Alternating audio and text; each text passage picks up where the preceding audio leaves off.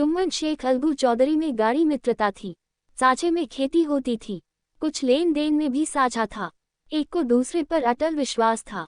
चुम्मन जब हज करने गए थे तब अपना घर अलगू को सौंप गए थे और अलगू जब कभी बाहर जाते तो जुम्मन पर अपना घर छोड़ देते थे। उनमें न खाना पाना का व्यवहार था, न धर्म का नाता, केवल विचार मिलते थे। मित्रता का मूल मंत्र भी यही है। इस मित्रता का जन्म उसी समय हुआ जब दोनों मित्र बालक ही थे और जुम्मन के पूज्य पिता जुमराती उन्हें शिक्षा प्रदान करते थे। अलगू ने गुरु जी की बहुत सेवा की थी, खूब प्याले धोए। उनका हुक्का एक क्षण के लिए भी विश्राम न लेने पाता था, क्योंकि प्रत्येक चिलम अलगू को 8 घंटे तक किताबों से अलग कर देती थी। अलगू के पिता पुराने विचारों के मनुष्य थे। उन्हें शिक्षा की अपेक्षा गुरु की सेवा शुश्रूषा पर अधिक विश्वास था।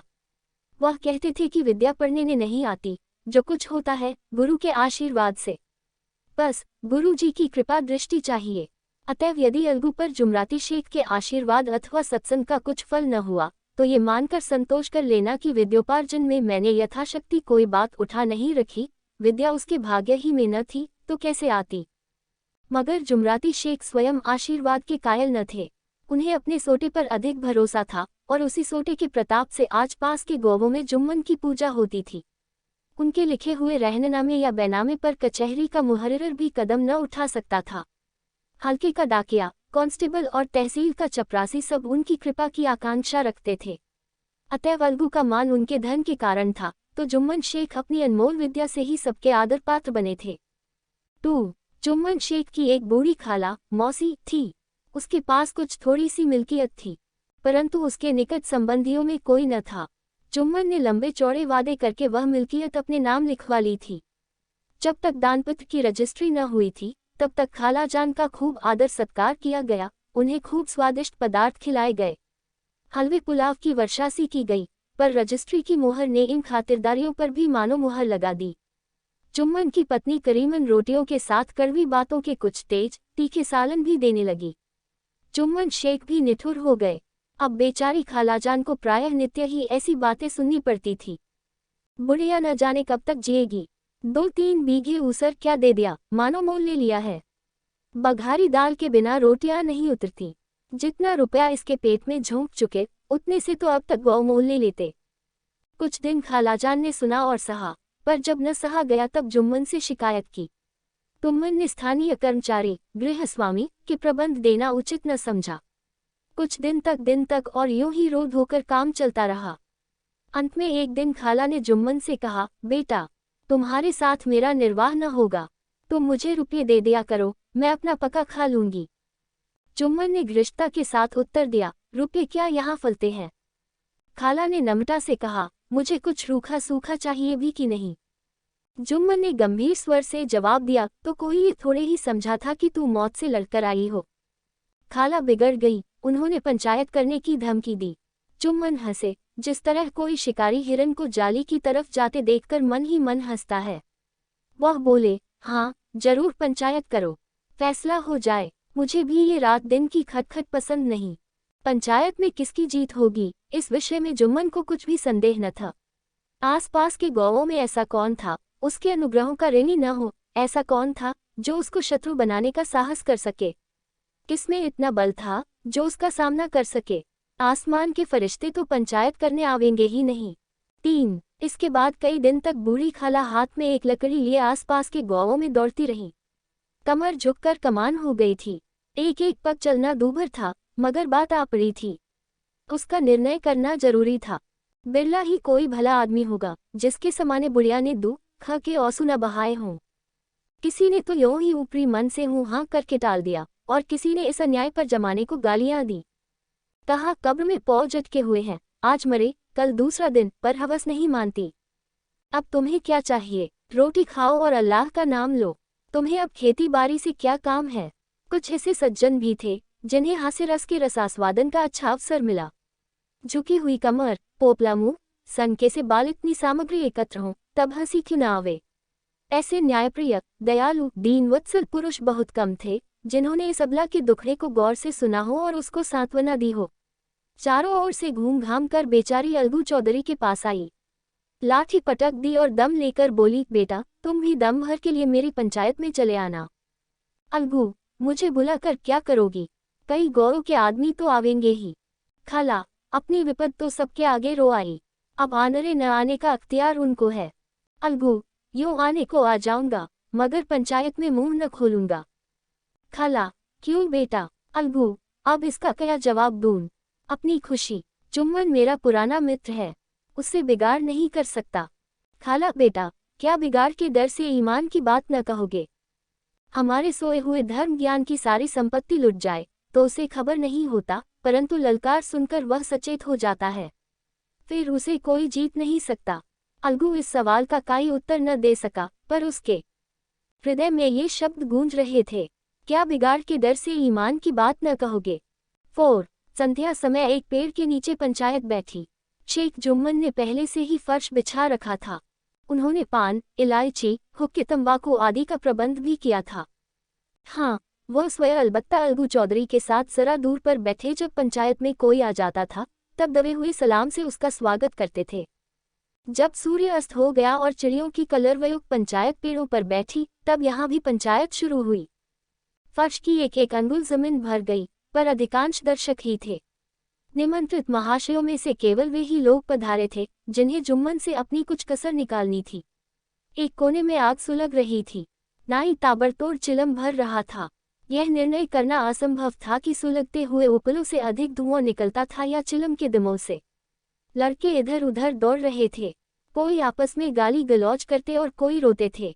चारों तरफ कोलाहल मच रहा था। कौओं के कुत्ते इस जमाव को भोज समझकर झुंड के झुंड जमा हो गए थे। पंच लोग बैठ गए तो बूढ़ी खाला ने उनसे विनती की, पंचों, आज 3 साल हुए मैंने अपनी सारी जायदाद अपने भांजे जुम्मन के नाम लिख दी थी। इसे आप लोग जानते ही होंगे। जुम्मन ने मुझे ताहयात रोटी कपड़ा देना कबूल किया। साल भर तो मैंने इसके साथ रो धोकर काटा, पर अब रात दिन का रोना नहीं सहा जाता। मुझे न पेट की रोटी मिलती है न तन का कपड़ा। बेकस बेवा हूँ, कचहरी दरबार नहीं कर सकती। तुम्हारे सिवा और किसको अपना दुख सुनाऊं? तुम लोग जो राह निकाल दो उसी राह पर चलूं। अगर मुझमें कोई ऐब देखो तो मेरे मुंह पर थप्पड़ मारी। जुम्मन में बुराई देखो तो उसे समझाओ कि वो एक बेकस क्या लेता है। मैं पंचों का हुक्म सिर माथे पर चढ़ाऊंगी। रामधन मिश्र, जिनके कई असामियों को जुम्मन ने अपने गांव में बसा लिया था, बोले, जुम्मन मियाँ किसे पंच बदते हो? अभी से इसका निपटारा कर लो, फिर जो कुछ पंच कहेंगे वही मानना पड़ेगा। जुम्मन को इस समय सदस्यों में विशेषकर वे ही लोग दीख पड़े जिनसे किसी न किसी कारण उनका वैमनस्य था। जुम्मन बोले, पंचों का हुक्म अल्लाह का हुक्म है। खालाजान जिसे चाहे उसे बदे, मुझे कोई उच्च नहीं। खाला ने चिल्लाकर कहा, अरे अल्लाह के बंदे, पंचों का नाम क्यों नहीं बता देता? कुछ मुझे भी तो मालूम हो। जुम्मन ने क्रोध से कहा, इस वक्त मेरा मुंह न खुलवाओ। तुम्हारी बन पड़ी है, जिसे चाहो पंच बदो। खालाजान जुम्मन के आक्षेप को समझ गई। वह बोली, बेटा, खुदा से डरो। पंच न किसी के दोस्त होते हैं न किसी के दुश्मन। कैसी बात कहते हो? और तुम्हारा किसी पर विश्वास न हो तो जाने दो। अलगू चौधरी को तुम मानते हो, लो मैं उन्हीं को सरपंच बनती हूँ।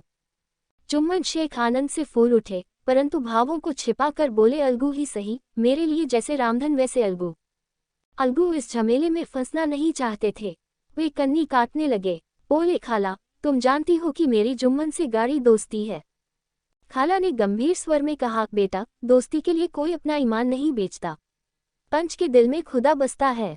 पंचों के मुंह से जो बात निकलती है वह खुदा की तरफ से निकलती है। अलगू चौधरी सरपंच हुए। रामधन मिश्र और जुम्मन के दूसरे विरोधियों ने बुढ़िया को मन में बहुत कोसा।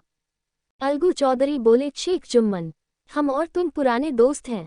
जब काम पड़ा तुमने हमारी मदद की है और हम भी जो कुछ बन पड़ा तुम्हारी सेवा करते रहे हैं, मगर इस समय तुम और बूढ़ी खाला दोनों हमारी निगाह में बराबर हो।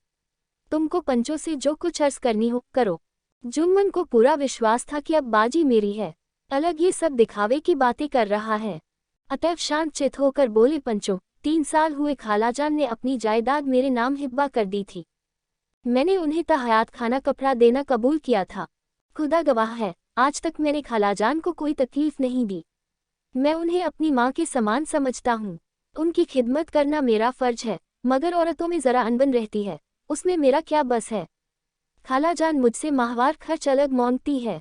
जायदाद जितनी है वो पंचों से छिपी नहीं। उससे इतना मुनाफा नहीं होता है कि माहवार खर्च दे सकूं। इसके अलावा हिब्बानामे में माहवार खर्च का कोई जिक्र नहीं तो मैं भूलकर भी इस झमेले में न पड़ता। बस मुझे यही कहना है, आइंदा पंचों का अख्तियार है, जो फैसला चाहे करे।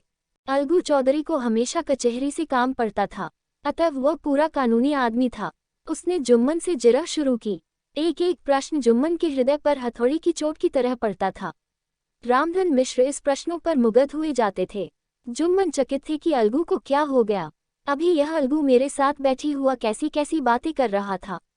इतनी ही देर में ऐसी कायापलट हो गई कि मेरी जड़ खोदने पर तुला हुआ है। न मालूम कब की कसर यह निकाल रहा है। क्या इतने दिनों की दोस्ती कुछ भी काम न आवेगी।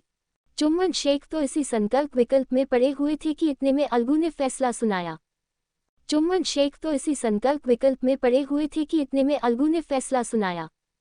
जुम्मन शेख। पंचों ने इस मामले पर विचार किया। उन्हें ये नीति संगत मालूम होता है कि खालाजान को माहवार खर्च दिया जाए। हमारा विचार है कि खाला की जायदाद से इतना मुनाफा अवश्य होता है कि माहवार खर्च दिया जा सके। बस यही हमारा फैसला है। अगर जुम्मन को खर्च देना मंजूर न हो तो हिब्बानामा रद्द समझा जाए। यह फैसला सुनते ही जुम्मन सन्नाटे में आ गए। जो अपना मित्र हो वह शत्रु का व्यवहार करे और गले पर छुरी फेरे, इसे समय के हेर फेर के सिवा और क्या कहें। जिस पर पूरा भरोसा था उसने समय पड़ने पर धोखा दिया। ऐसे ही अवसरों पर झूठे सच्चे मित्रों की परीक्षा की जाती है। यही कलियुग की दोस्ती है। अगर लोग ऐसे कपटी धोखेबाज न होते तो देश में आपत्तियों का प्रकोप क्यों होता। ये हैजा प्लेग आदि व्याधियां दुष्कर्मों के ही दंड हैं। मगर रामधन मिश्र और अन्य पंच अलगू चौधरी की इस नीति परायणता को प्रशंसा जी खोलकर कर रहे थे। वे कहते थे इसका नाम पंचायत है। दूध का दूध और पानी का पानी कर दिया। दोस्ती की जगह है, किंतु धर्म का पालन करना मुख्य है। ऐसे ही सत्यवादियों के बल पर पृथ्वी ठहरी है, नहीं तो वह कब की रसातल को चली जाती। इस फैसले ने अलगू और जुम्मन की दोस्ती की जड़ हिला दी। अब वे साथ साथ बातें करते नहीं दिखाई देते। इतना पुराना मित्रता रूपी वृक्ष सत्य का एक झोंका भी न सह सका। सचमुच वह बालू की ही जमीन पर खड़ा था। उनमें अब शिष्टाचार का अधिक व्यवहार होने लगा। एक दूसरे की आवभगत ज्यादा करने लगा। वे मिलते जुलते थे, मगर उसी तरह जैसे तलवार से ढाल मिलती है। जुम्मन के चित्त में मित्र की कुटिलता आठों पहर खट्टा करती थी। उसे हर घड़ी यही चिंता रहती थी कि किसी तरह बदला लेने का अवसर मिले। 5. अच्छे कामों की सिद्धि में बड़ी देर लगती है, पर बुरे कामों की सिद्धि में यह बात नहीं होती। जुम्मन को भी बदला लेने का अवसर जल्द ही मिल गया। पिछले साल अलगू चौधरी बटेसर से बैलों की एक बहुत अच्छी गोई मोल लाए थे। बैल पछाही जाति के सुंदर बड़े बड़े सींगों वाले थे। महीनों तक आसपास के गांव के लोग दर्शन करते रहे।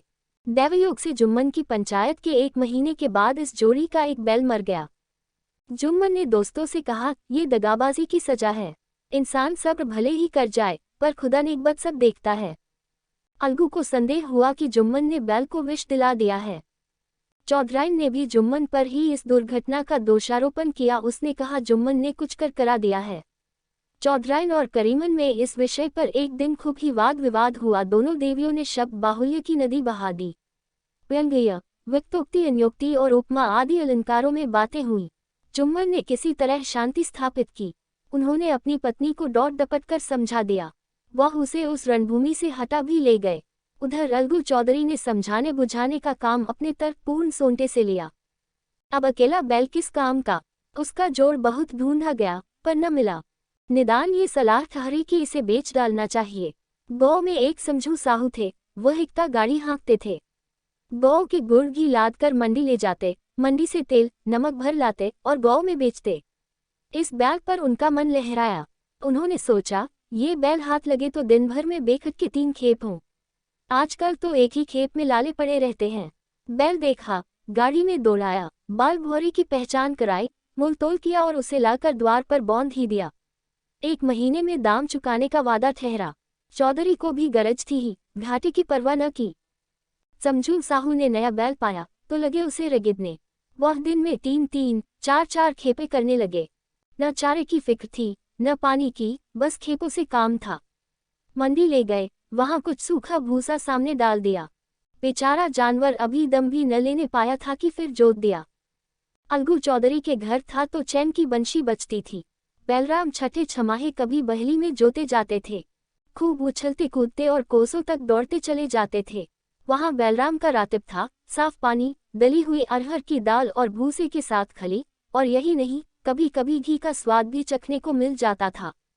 शाम सवेरे एक आदमी खरहरे करता, पोंछता और सहलाता था।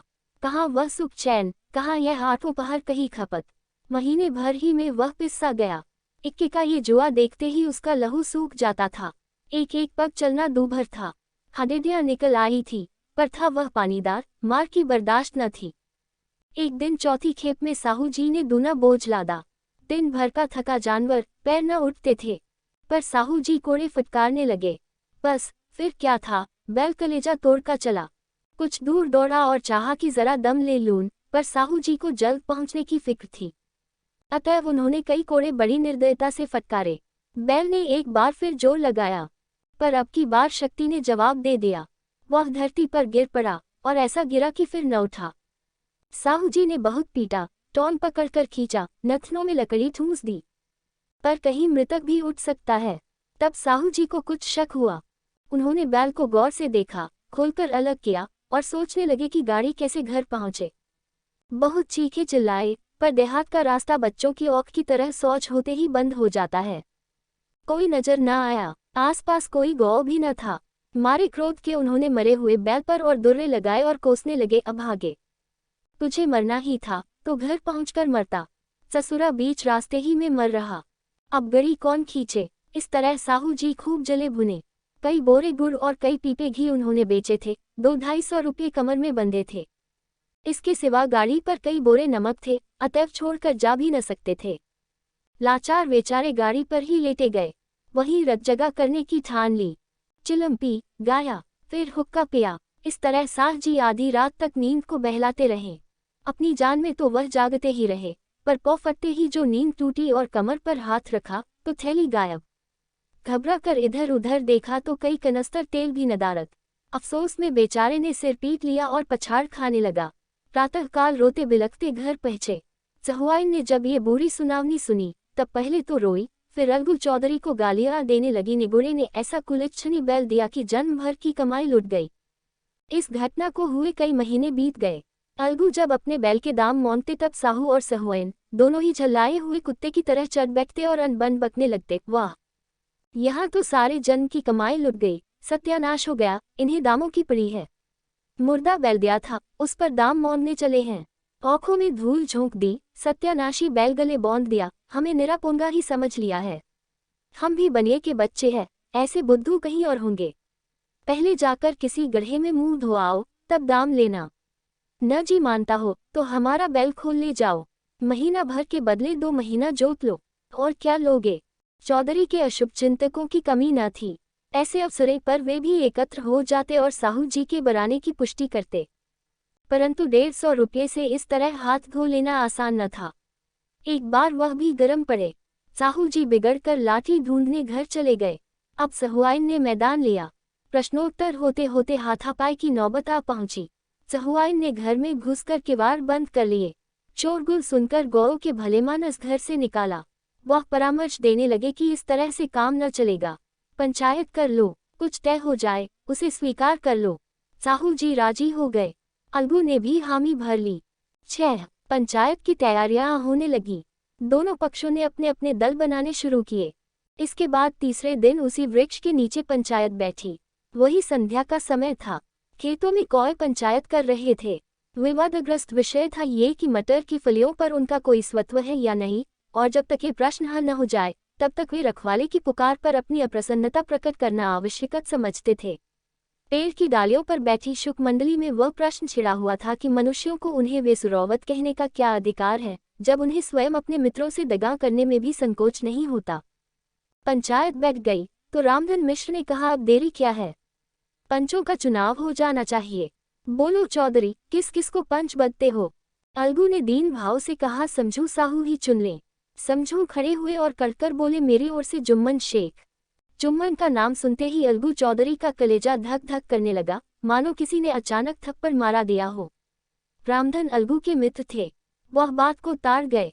पूछा, क्यों चौधरी, तुम्हें कोई उच्च तो नहीं? चौधरी ने निराश होकर कहा, नहीं, मुझे क्या उच्च होगा। अपने उत्तरदायित्व का ज्ञान बहुधा हमारे संकुचित व्यवहारों का सुधारक होता है। जब हम राह भूलकर भटकने लगते हैं तब यही ज्ञान हमारा विश्वसनीय पथ प्रदर्शक बन जाता है। पत्र संपादक अपनी शांति कुटी में बैठा हुआ कितनी धृष्टता और स्वतंत्रता के साथ अपनी प्रबल लेखनी से मंत्रिमंडल पर आक्रमण करता है, परंतु ऐसे अवसर आते हैं जब वह स्वयं मंत्रिमंडल में सम्मिलित होता है। मंडल के भवन में पग धरते ही उसकी लेखनी कितनी मर्मज्ञ, कितनी विचारशील, कितनी न्यायपरायण हो जाती है। इसका कारण उत्तरदायित्व का ज्ञान है। नवयुवक युवावस्था में कितना उद्दंड रहता है, माता पिता उसकी ओर से कितने चिंतित रहते हैं। वे उसे कुल कलंक समझते हैं, परंतु थोड़ी ही समय में परिवार का बोझ सिर पर पड़ते ही वह व्यवस्थित चित उन्मत्त युवक कितना धैर्यशील, कैसा शांतचित हो जाता है। ये भी उत्तरदायित्व के ज्ञान का फल है। जुम्मन शेख के मन में भी सरपंच का उच्च स्थान ग्रहण करते ही अपनी जिम्मेदारी का भाव पैदा हुआ। उसने सोचा, मैं इस वक्त न्याय और धर्म के सर्वोच्च आसन पर बैठा हूँ। मेरे मुंह से इस समय जो कुछ निकलेगा वह देववाणी के सदृश है और देववाणी में मेरे मनोविकारों का कदापि समावेश न होना चाहिए। मुझे सत्य से जौ भर भी टलना उचित नहीं। पंचों ने दोनों पक्षों से सवाल जवाब करने शुरू किए। बहुत देर तक दोनों दल अपने अपने पक्ष का समर्थन करते रहे। इस विषय में तो सब सहमत थे कि समझू को बैल का मूल्य देना चाहिए, परंतु वो महाशय इस कारण रियायत करना चाहते थे कि बैल के मर जाने से समझू को हानि हुई। उसके प्रतिकूल दो सभ्य मूल के अतिरिक्त समझू को दंड भी देना चाहते थे, जिससे फिर किसी को पशुओं के साथ ऐसी निर्दयता करने का साहस न हो। अंत में जुम्मन ने फैसला सुनाया, अलगू चौधरी और समझू साहू, पंचों ने तुम्हारे मामले पर अच्छी तरह विचार किया। समझू को उचित है कि बैल का पूरा दाम दें। जिस वक्त उन्होंने बैल लिया उसे कोई बीमारी न थी। अगर उसी समय दाम दे दिए जाते तो आज समझू उसे फिर लेने का आग्रह न करते। बैल की मृत्यु केवल इस कारण हुई कि उससे बड़ा कठिन परिश्रम लिया गया और उसके दाने चारे का कोई प्रबंध न किया गया। रामधन मिश्र बोले, समझू ने बैल को जानबूझकर मारा है, अतएव उससे दंड लेना चाहिए। जुम्मन बोले, ये दूसरा सवाल है, हमको इससे कोई मतलब नहीं। जगदू साहू ने कहा, समझू के साथ कुछ रियायत होनी चाहिए। जुम्मन बोले, यह अलगू चौधरी की इच्छा पर निर्भर है। ये रियायत करें तो उनकी भलमनसी। अलगू चौधरी फूले न समाये, उठ खड़े हुए और जोर से बोल, पंच परमेश्वर की जय। इसके साथ ही चारों ओर से प्रतिध्वनि हुई, पंच परमेश्वर की जय। यह मनुष्य का काम नहीं, पंच में परमेश्वर वास करते हैं, यह उन्हीं की महिमा है। पंच के सामने खोटे को कौन खरा कह सकता है। थोड़ी देर बाद जुम्मन अलगू के पास आए और उनके गले लिपट कर बोले, भैया, जब से तुमने मेरी पंचायत की तब से मैं तुम्हारा प्राणघातक शत्रु बन गया था, पर आज मुझे ज्ञात हुआ कि पंच के पद पर बैठकर न कोई किसी का दोस्त है न दुश्मन। न्याय के सिवा उसे और कुछ नहीं सूझता। आज मुझे विश्वास हो गया कि पंच की जबान से खुदा बोलता है। अलगू रोने लगे। इस पानी से दोनों के दिलों का मैल धुल गया। मित्रता की मुरझाई हुई लता फिर हरी हो